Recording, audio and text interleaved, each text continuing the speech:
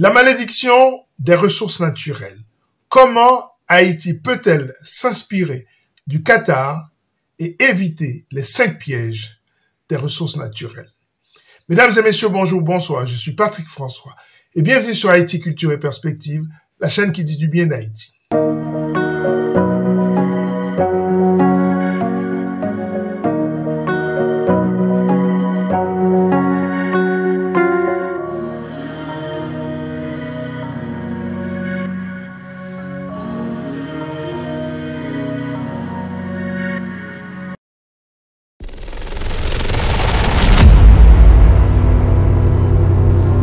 Haïti serait assis sur une mine d'or.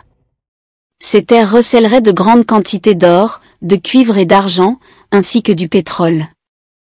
Le gouvernement mise sur l'exploitation minière pour garantir des taux de croissance à 2 chiffres et faire de Haïti un pays émergent à l'horizon 2030.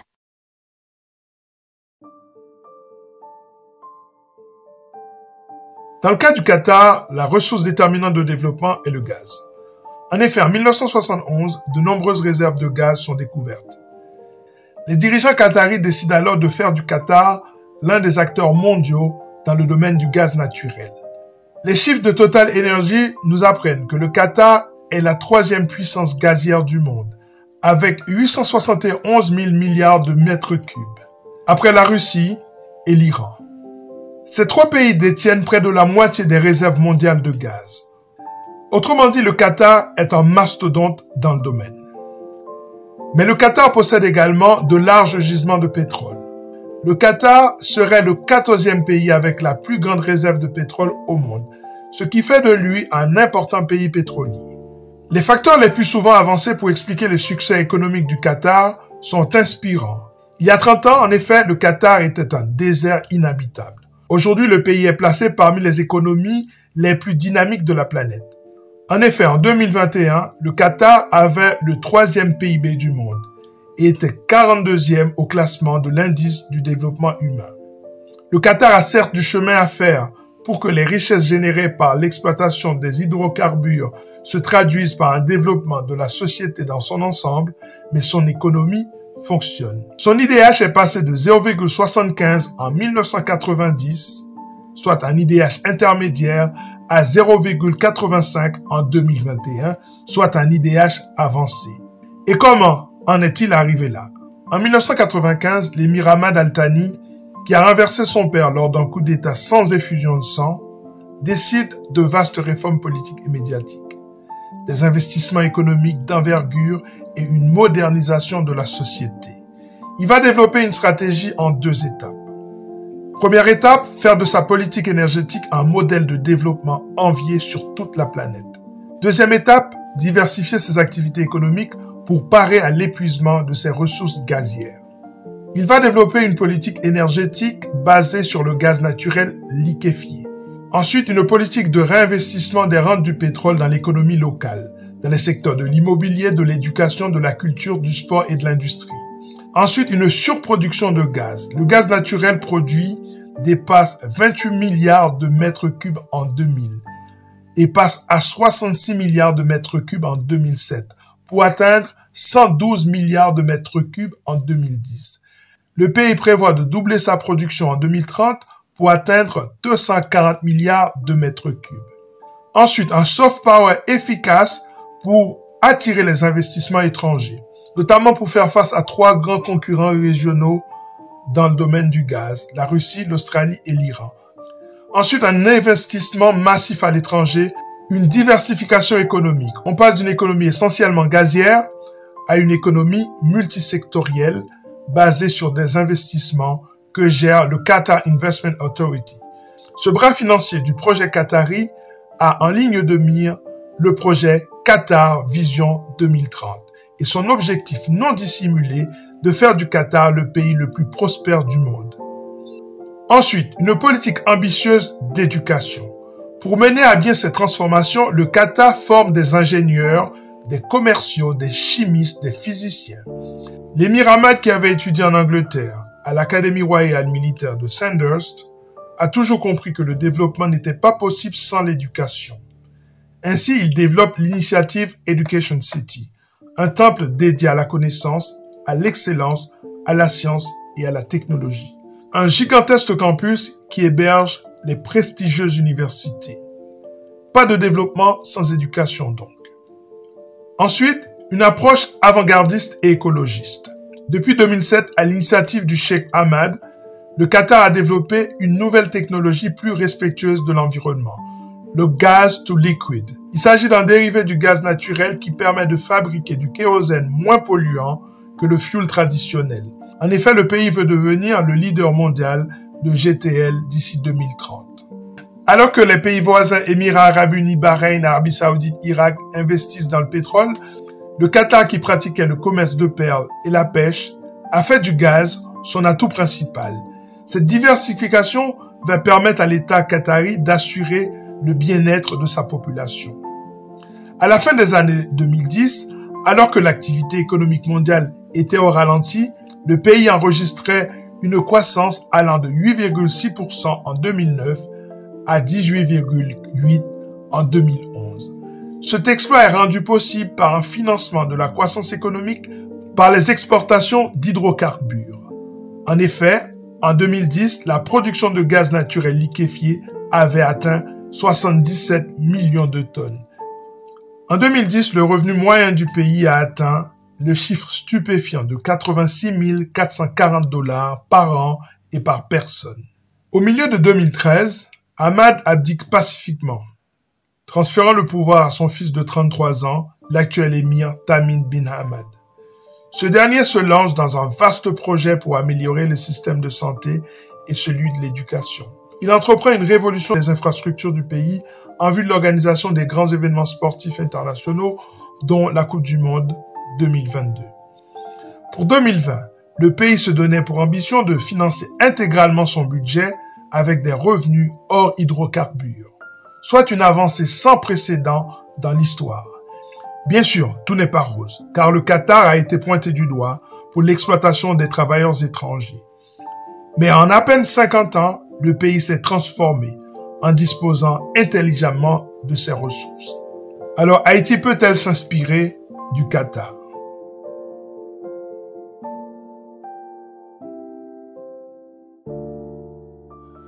La première difficulté pour Haïti consiste à établir la nomenclature de ses ressources déterminantes de développement.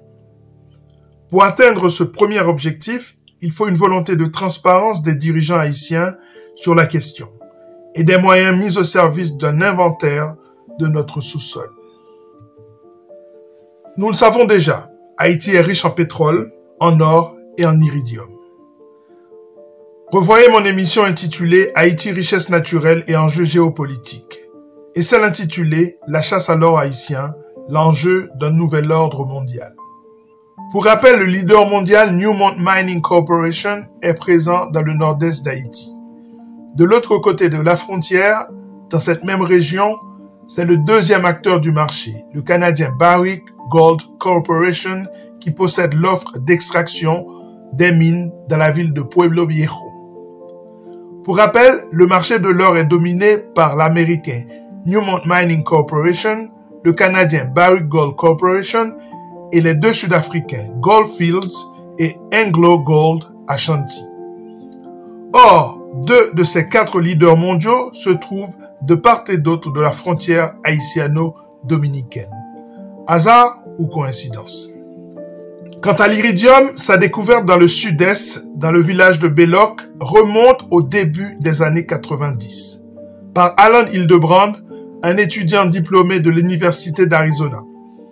Aujourd'hui, dans la région, il y aurait des montagnes d'iridium. Selon le professeur Vic Samar, Haïti possède la deuxième réserve d'iridium au monde, après l'Afrique du Sud. Quand on parle d'iridium, il faut savoir de quoi on parle. On parle d'un minerai parmi les plus stratégiques du monde. Essentiel pour le développement économique mondial, l'iridium est l'élément connu qui résiste le mieux à la corrosion. Son point de fusion est de 2446 degrés et celui d'ébullition est de 4428 degrés. C'est à peine moins que le niobium compris dans le coltan du Congo. Mais ce n'est pas tout. Autre que la bauxite et l'argent, Haïti possède un autre minerai rare qui s'appelle l'osmium. plus intéressant encore que l'iridium.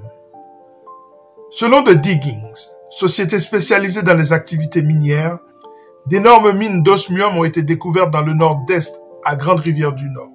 Selon Futura Science, l'osmium est très apprécié pour sa durabilité et sa dureté.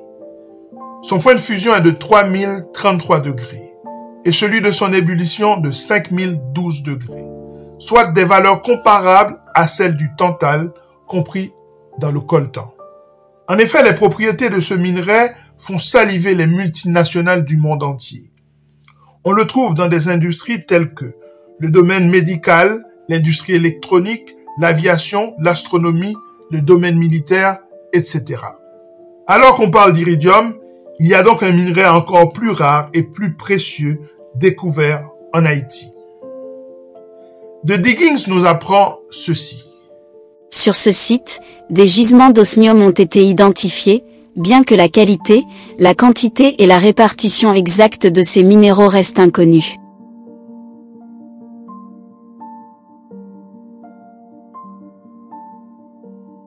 Osmium, iridium, pétrole, or.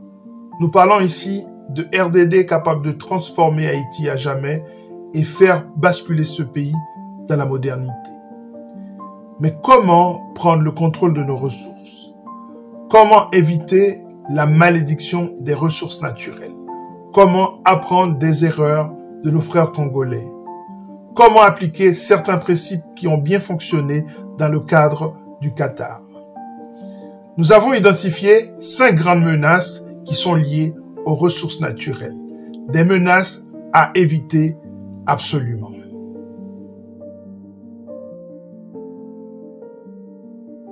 La première menace, ce sont les fragilités macroéconomiques. Il faut savoir que les pays qui découvrent des ressources naturelles sont sujets à des dérèglements au niveau macroéconomique. Nous avons parlé de la maladie hollandaise. Dans les pays où les ressources naturelles ont été découvertes, on risque des problèmes de fluctuation des prix, des problèmes d'inflation, des problèmes de manque de compétitivité au niveau de la balance commerciale, mais surtout des problèmes d'endettement. Ces pays auront tendance à recourir à l'endettement pour financer l'extraction de ces matières premières. Comme ce fut le cas du Mexique dans les années 80 et les années 90, au moment de la découverte de matières premières sur le sol de ce pays.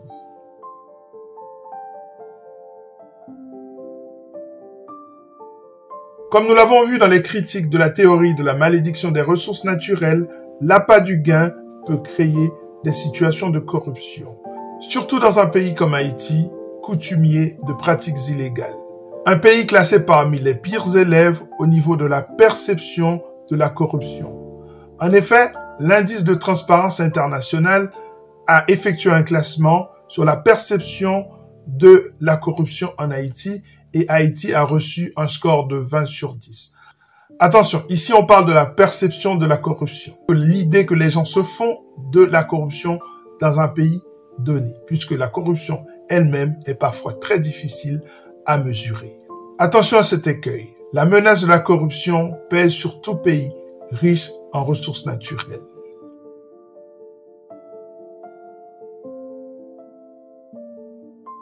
La troisième menace est celle qui est liée à la guerre et au conflit. La rente peut créer des phénomènes de bandes armées, de rivalité ethnique ou régionale. Tiens, peu de spécialistes ont fait un lien entre les gangs en Haïti et les ressources naturelles. Erreur. Car quelle est la différence entre les bandes armées qui contrôlent certaines mines dans l'est du Congo et les gangs en Haïti? Gangs ou milices, je les appelle les groupes armés qui font basculer le rapport de force d'un côté ou d'un autre.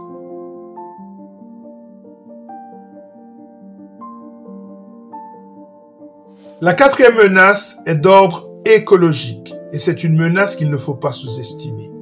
Qui dit exploitation de mines, exploitation de ressources naturelles, dit danger pour l'environnement, comme ce fut le cas du désastre écologique enregistré dans le désert du Yanacocha au Pérou, dans des mines exploitées par Newmont Mining Corporation ce leader du marché de l'or qui est présent dans l'Est d'Haïti.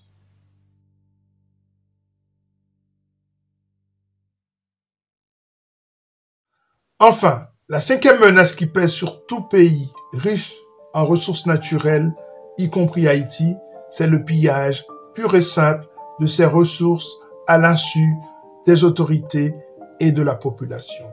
Et je pense que cette menace, c'est la plus dangereuse et la plus directe et la plus concrète qui pèse sur Haïti actuellement. D'où l'importance d'émissions comme celle d'Haïti Culture et Perspective qui mettent la lumière sur ce qui se passe au niveau de l'activité minière en Haïti et cela rappelle la vigilance que nous devons avoir par rapport à nos ressources. Car il en va du futur de notre peuple, il en va du futur de notre pays.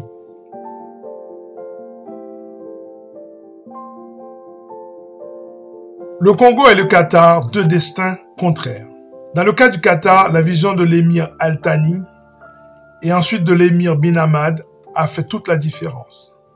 Olivier Dallage, auteur de l'ouvrage Qatar, les nouveaux maîtres du jeu et spécialiste de ce pays, a déclaré: lorsqu'il est arrivé au pouvoir en 1995, Cheikh Hamad avait pour objectif de placer le Qatar sur la carte du monde en exploitant les ressources gazières que son père Cheikh Khalifa n'avait pas exploitées de peur que cela ne change la société de l'émirat.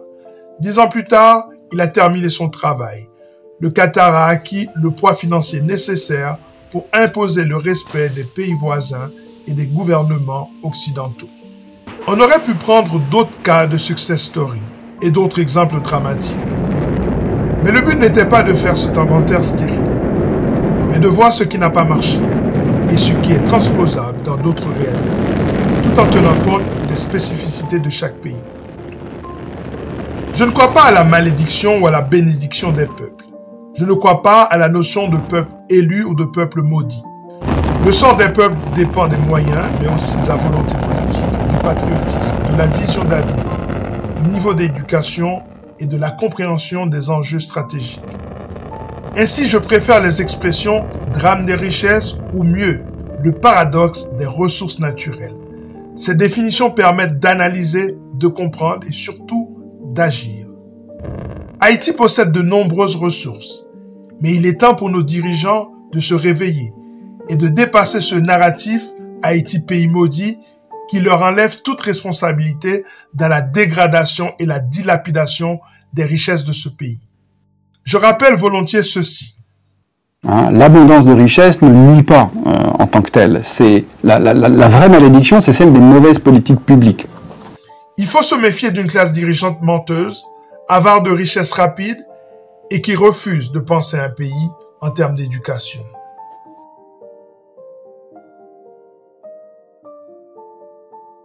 Voilà, ça est terminé pour cette série d'émissions, ces 2 émissions sur la malédiction des ressources naturelles. Nous devons être très vigilants sur ce qui se passe dans notre pays. Il y a des enjeux majeurs qui se jouent actuellement. À très bientôt sur cette chaîne pour une nouvelle émission consacrée à la culture haïtienne. Portez-vous bien. Ciao.